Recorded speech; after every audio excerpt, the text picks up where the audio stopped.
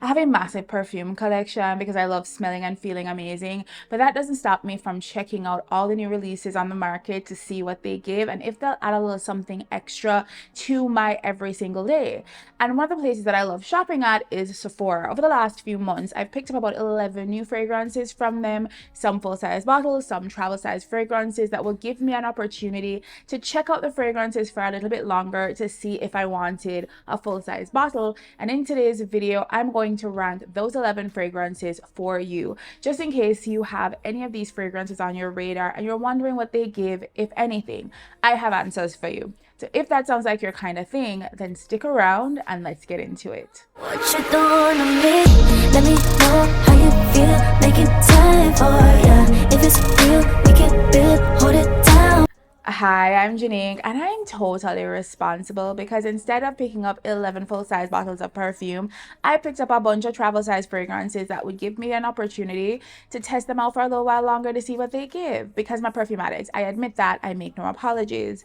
Now, these fragrances range from florals to freshies, and I even have a bunch of gourmands in here that I want to share with you to give you my 2 cents about what was worth the money and which ones I'd skip the next go around. So I want to share all of that with you today, and I hope you're interested in checking it out. Now, if you love a perfuming conversation, you're interested in fragrances, you have a fragrance collection yourself, then I hope you subscribe and you keep coming back. And if you've already subscribed, thank you so much. I really do appreciate it.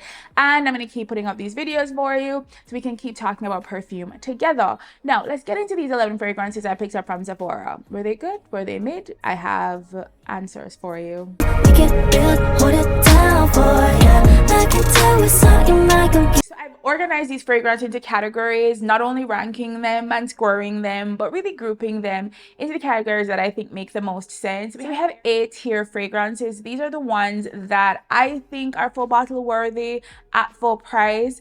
Then we have a B-tier fragrances that I think are full bottle worthy if there were a deep enough discount. And then I have C-tier fragrances where I think not with my money. No, like if somebody gave it to me, I'd probably wear it, but I would not buy this fragrance for myself. There are no F-tier fragrances, which are the ones that I would never wear in a million years, because all of these fragrances are things that I either tested in store or had a sample of that I knew what I was getting into before I got a travel size or a full size bottle. So nothing was really a surprise. It was more about giving them time with me on my body in different settings to see what I really thought about them. So now we're going to break it all down. We're going to start off with the C-tier fragrances from my least favorite to my most favorite. So we're going to rank these babies from 11 to 1. Now in the number 11 spot is a very surprising fragrance that I did not see coming in this category when I first tested it and tried it out, and it's boom. It is Good Girl Blush Elixir, the new flanker in the Good Girl Blush line. Y'all, I was not feeling this at all. Not because it is a bad smelling fragrance. It starts off a lot sharper. The patchouli is a little bit more aggressive in here. It has a savory element. The first time I tested it in store, so my first impression was that it gave me olive oil, a little bit savory and a little bit oily. It felt slick rather than like smooth and voluptuous. It just felt a little bit slick and oily to me for some reason. And I thought that over time, as it developed on my skin, I would grow to like this more. And it is a fine, fruity, floral fragrance. Number one, it is not as sweet as Good Girl Blush, the original, right? It is a lot more in the floral direction. It is a rose. I think ylang ylang is in here. Maybe even some peony to soften it just a little bit. But overall, this fragrance is not nearly as sweet as I would like it to be at all. And that savory element gives it an edge. It makes it feel a little bit more distinct, but not as pretty. And what I want out of those spike heel, those high heel bottles is sexy, pretty, just sumptuous, just like that's what I want out of it. I'm not looking for edge. I'm not looking for that kind of drama. There is something about this fragrance that just does not feel sexy or pretty to me at all. Like, it is a more edgy fragrance, but to what end? I just don't get the point. I would never pick this one up. I think of all the Good Girl fragrances that I've tried, and I own like 5 of them, y'all, This is my least favorite. Not because it's a bad fragrance. I don't think they can make a bad fragrance in this. I think the DNA is good enough that you gonna like it, but it's just not full bottle worthy. I'm gonna use this down and smell nice, probably at work, and then I'm gonna forget it exists, basically. Like I said, none of the fragrances in this video are bad fragrances that I would never ever wear. Like I said, I'm gonna finish a Good Girl Blush Elixir and enjoy it. So the next one, I enjoyed it for what it was. It's just not anywhere near full bottle worthy for me personally, even though it went viral and a lot of people loved this one. Boom. It is Kayali's Vanilla Candy Rock Sugar. Now I think this is a nice marshmallow vanilla fragrance that is very approachable. It is very sweet, fun, girly, but it feels a little juvenile to me. There isn't a ton of dimension in here. Even with the cashmere wood in the base, it is still very fucking basic, y'all. Now, here's my problem with this fragrance. It is not bad. It is nice. It is nice. It is nice. At this price point, though, I'm gonna need it to do more than this. I am sorry. I am. There are a lot of other Kayali fragrances that I enjoy more, even very candy sweet ones like In Juicy Apple that I've fallen in love with and I really do enjoy, even though it's this very over-the-top candy sweet apple fragrance. I love that one because it just grabbed me. This one didn't grab me in the same way. What does it smell like to me personally? It smells like Bubblicious bubblegum with a little powder on the outside, right? Is that bubble gum with a little bit of a syrup in the middle, and there's a little bit of powdery sugar, almost like flour, but it's powdered sugar on the outside. That is the entirety of the fragrance. As it develops, it gets less sweet and the candidness comes down just a touch, right? And the cashmere wood helps to like just anchor the fragrance. Now, if you want to smell like Bubblicious bubblegum, which I often do, then this is a vibe. But for the $150 to $200 you pay for a Kayali fragrance, I feel like I can get that energy elsewhere for a fraction of the cost. I'm not going to do that to myself, y'all. $50, maybe $60 for something like this personally, no offense, but it's just not for me personally. So in the number 10 spot, maybe a 7 out of 10 for me, whereas the other one was about a 6 out of 10. About a 7 out of 10. It's nice, but not at this price. Not at all. In the number 9 spot, I can't find the container right now, but in the number 9 spot is YSL, so Yves Saint Laurent's Black Opium over red, right? Which is supposed to be a take on Black Opium Le Parfum, the vanilla version of Black Opium with a cherry twist. No, Black Opium Le Parfum is my favorite Black Opium. And so that fragrance, that's Black Opium over red, had a lot of competition. Because if you're trying to overtake a fave for me, overtake a top 20 for me, you're going to need to put in work. And what I found was it's a nice fragrance. It is nice. The cherry is in there. It comes through in the opening, even if it disappears quickly. I'm very aware that cherry is a very volatile note and tends to disappear real fast. I enjoyed this one, but I prefer the Le Parfum. I think the roundness of the vanilla in that one and the sweetness of the vanilla in that one and the heaviness of that one made it just a better fit for me personally. And as much as I liked this and I wore it and I will continue to wear it, it is kind of redundant to have both. So if you like Black Opium Le Parfum, but it's not in your collection and you're considering both of these at the same time to add one of them, I would say if you like a sweeter, rounder, deeper fragrance, go with the Le Parfum. If you like a little bit of a cherry twinge to it, it's very pretty. It's not quite as sweet in my opinion. So it reads not as candied or not as gourmand. Then I think this one is doing the trick. I liked it. I maybe would have even loved it had I not tried the Le Parfum version, but having tried that and having had my standards as high as they were, or my expectations as high as they were, hoping for that cherry to put in good work, I was a little disappointed that it didn't, and it just felt sort of redundant to have both. So I wore it down. It is basically done at this point. I can't even find the container. It's probably in a bag somewhere.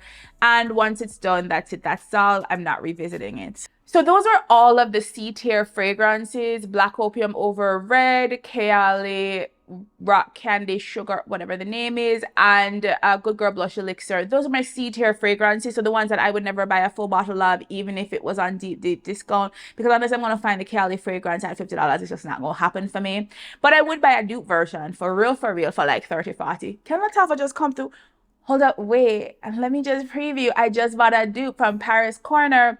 That shipment is on its way. Now, if that $20, $30 fragrance kills it and gives me what needs to be gave, then I'm gonna be real happy, because that's what I think I would pay for that like scent profile. So yeah, let's get into the B tier fragrances. Now, these are fragrances I would absolutely buy a full bottle of, but I would need to get it like at least 30% off. Basically. Have you subscribed yet? Don't be mean with the subscribing. It is free. You should do it right now and keep watching this video because it is fun over here and you like me, obviously. So in the number 8 spot in the B tier, meaning I would buy a full bottle, but this is the last one of the set that I would buy the full bottle of, is Commodity Mass Expressive. Now, this is one of my favorite commodity fragrances. Love this bad boy here, and I still love it. That's why it's in this category. Now, the thing about this fragrance is that I don't think I would wear this out. It is too photorealistic a green scent to be road-worthy, but it is house-worthy. So this fragrance opens up like fresh cut grass. It is very loud in the greenness. It is not tea green. It is not herb green. It is cut grass green on a sunny fucking day. It is very loud with the greenness. If you love that kind of thing, here we go. There's oak moss in here. There's a lot of wood in here. There are some citrus notes in here. It is a vibe. I love this fragrance for a very long time.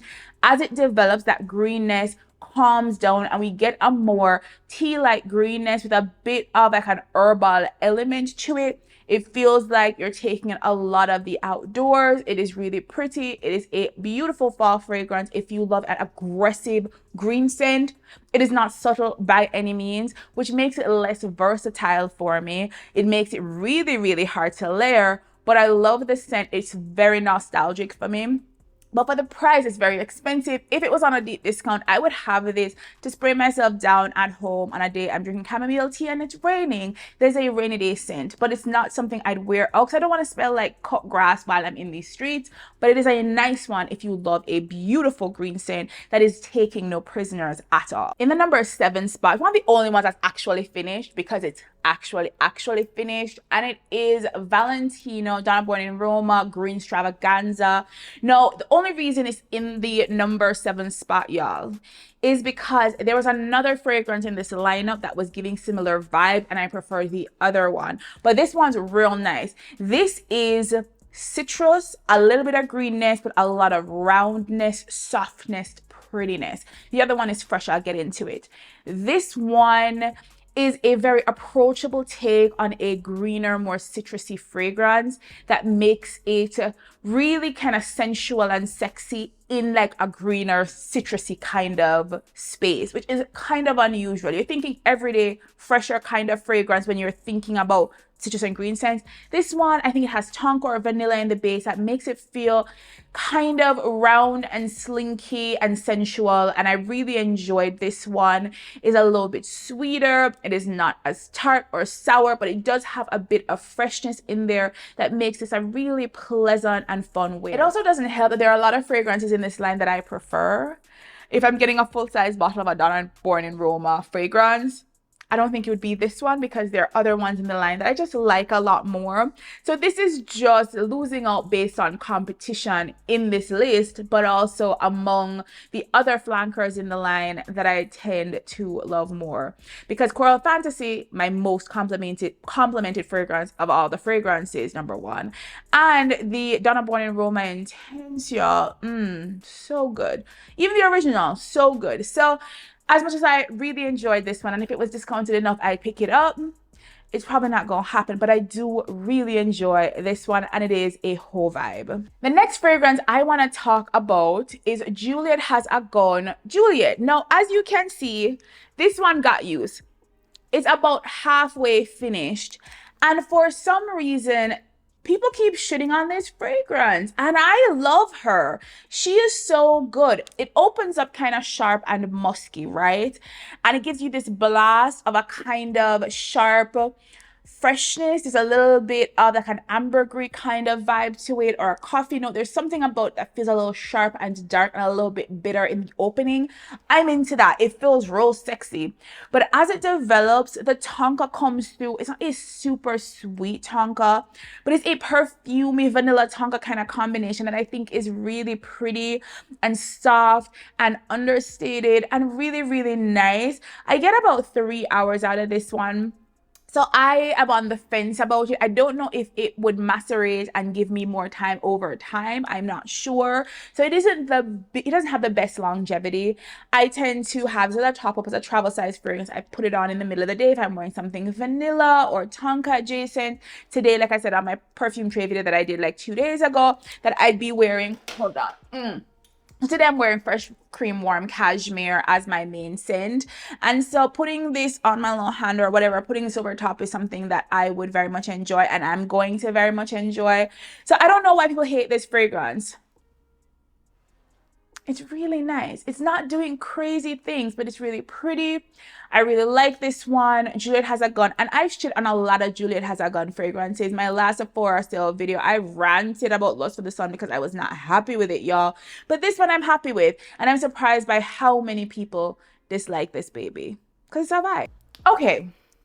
So in the, what am I, number 5 now? Anyway, we're in the, near the end of the B tier. This is the last fragrance in the B tier. So this is teetering A tier to B tier. It's right in the center. But I would want to get this at a deep discount as part of a, as part of a gift set. Right now, Sephora has a gift set, y'all, with this and a travel size fragrance at like $130. So if I could get 30% off on that specific buy, I'm going to do a Sephora wish list video. This is in it.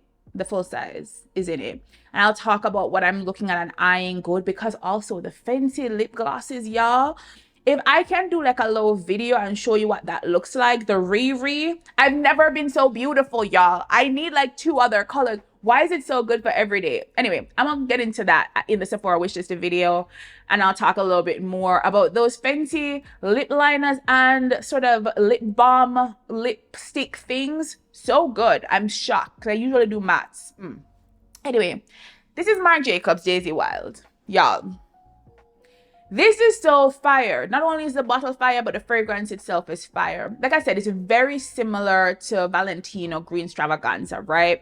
The same combination of white florals, citrus, a little vanilla tonka kind of energy. It just has some vetiver. It's a little bit of a smokier, harder base, a little bit more fun. It's not as creamy or voluptuous. So it's a little bit fresher, brighter, more playful, more fun. The fragrance is a little bit more tart. It's not quite as sweet as Green Extravaganza. So if you don't like sour fragrances, this won't be for you. The Green Extravaganza would be better. But if you like a burst of freshness and greenness and citrusness, but nothing too aggressive, it's still playful and fun and youthful, Daisy Wild. I was shocked by how much I loved this one. This for me, full bottle worthy during a Sephora sale, especially as part of a gift set where I'm getting a free other size, travel size. Like, I love this one. I've been wearing it down, really enjoying this one. Happy, excited, a little bit surprised, y'all, that Marc Jacobs came through and surprised me with another Daisy fragrance because I own so many of them.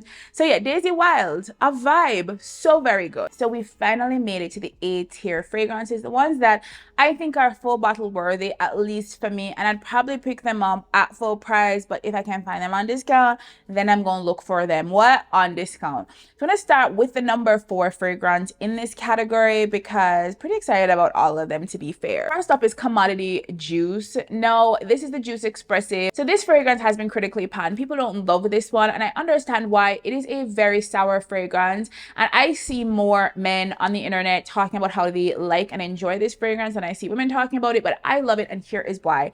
I love a sour, tart leaning fragrance. I find that combination kind of addictive, and this is no exception. So what is in here? This is strawberry and raspberry. So already very sour fruit to begin with. We have a couple types of rose in the mid of this fragrance, but the main fragrance putting in a lot of work is rhubarb. Now, if you've tried rhubarb fragrances, one of my favorites, Empire Trees 3, I think, has rhubarb in it. Very sour fragrance, can feel it at the back of your throat. This is no exception. It has some woodiness and some darkness in this fragrance that carries it over, that makes it feel even more sharp and aggressive. That is why I understand that a lot more guys enjoy this fragrance than women, but I really do enjoy this. So if you love a sour, tart, kind of edgy fragrance, this is a vibe. It's not too green. It's that fruity sourness that I very much love. In the number 3 spot is another Kayali fragrance, and it is Eden Sparkling Lychee. So if you had any questions about which one I preferred, Rock Sugar or Eden Sparkling Lychee, it isn't even close, y'all. I absolutely prefer this one by a country mile. It is a lychee fragrance with some watery sweet pear in here. We get this beautiful mix of this sort of tropical vibe from the lychee, along with some floral elements, and it has some tartness, nothing too sour, not nearly as sour as commodity juice. But we also have these sweeter elements that make this feel really playful, girly, kind of sexy, the ultimate date night fragrance that makes you feel not boring, but a whole cutesy kind of vibe. I really enjoyed this one. This is full bottle worthy for me. And this kind of spoke to me about like what I think when Kayali does this sort of gourmand meets floral combination. I find they do that combination so beautifully. I know a lot of the Kayali fans out there prefer a straightforward, more candy gourmand kind of fragrance like Rock Sugar. I personally love when they bring together these gourmand meets floral elements, and you have that beautiful dimension, and it stays in a more perfumey direction. Here we go. We got rose, we got lychee, we got pear, we got sweetness, we got tartness, we got freshness, and we got some floral energy that makes this feel extra girly. This is a date night fragrance. This is a night out with friends fragrance. This is even going to brunch on a Sunday in the middle of the day wearing a floral dress kind of fragrance. I really loved this one. Did not see that coming. And yeah, because I think Rock Sugar just has better reviews overall, but for me personally, I think this is the better one, y'all. Speaking of lychee, boom, we have Nest's Lychee Rose. I know I'm late to the game with this one because a lot of people have talked about this and how beautiful it is and how interesting, and it really is. As few notes as are listed on this fragrance, because it's only a couple, y'all, this feels bigger than the notes listed. I smell a really heavy musk in here. There is some darker elements in this one that give kind of a, I don't know, there's something like vetiver or some sort of darker wood in the base that makes this feel like it has a whole bunch of dimension, maybe some ambergris, I don't know. This feels very sexy, sultry, seductive, very Vixen-esque with a little bit of an attitude, a little bit of a twist. The opening of this lychee fragrance is a lot sharper. The rose in here, there's rose in here, is a lot muskier. It's like a little bit of more mature rose, not a totally like 1980s mature rose, but not the young fresh rose that we tend to have in fragrances that are trying to appeal to a lot more people. I feel like this is very grown, very sexy, great dimension, good longevity. I really like this. You don't smell like everybody. Every time I spray this for somebody, they've told me how great they feel, how great they smell. I think this is absolutely full bottle worthy. And once again, Nest is out here just impressing me. I think it's time I explore Nest just a little bit more because I've not been disappointed by them at all. Now, this is a little bit of a cheat because the number 1 fragrance in this category is already full bottle. It's already a full bottle in my collection. I went out and I got the whole full bottle already. And this is Skylar's Boardwalk Delight. This is the ultimate cotton candy fragrance. If you haven't done so already, please subscribe. In my next video, we'll be talking all about Scorpio season and all the fragrances I'd be recommending to my Scorpio baddies. Again, I'm Jeanique, a lover of all kinds of fragrances at all different price points. Whether it's Sephora or not, I'm gonna keep bringing you the tea because you deserve to know as much as I do. And I will see you in the next one. Bye, y'all.